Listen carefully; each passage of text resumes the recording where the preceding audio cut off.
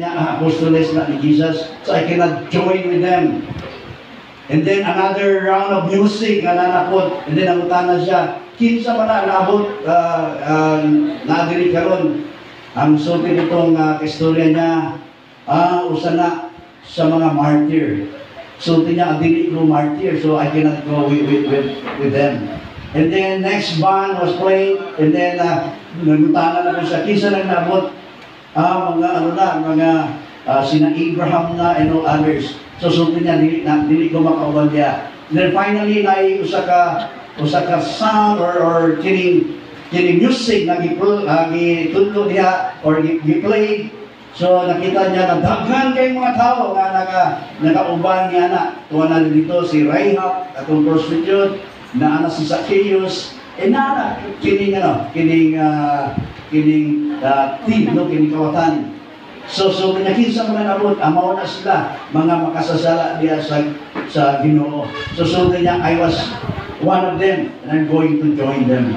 So nag-uban siya mga isunan. Just like us, no? Just like us. In fact, salvation is for all of us, because there is none other name given under heaven in which we might be saved. Only the name of Jesus.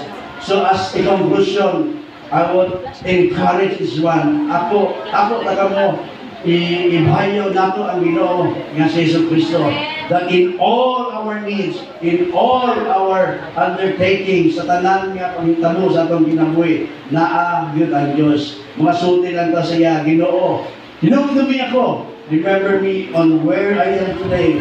Ginoo, hinumdumi ako. Hinumdumi ako igsoon ang tubag sa atong Ginoo, just like ang tubag niya atong makasasala.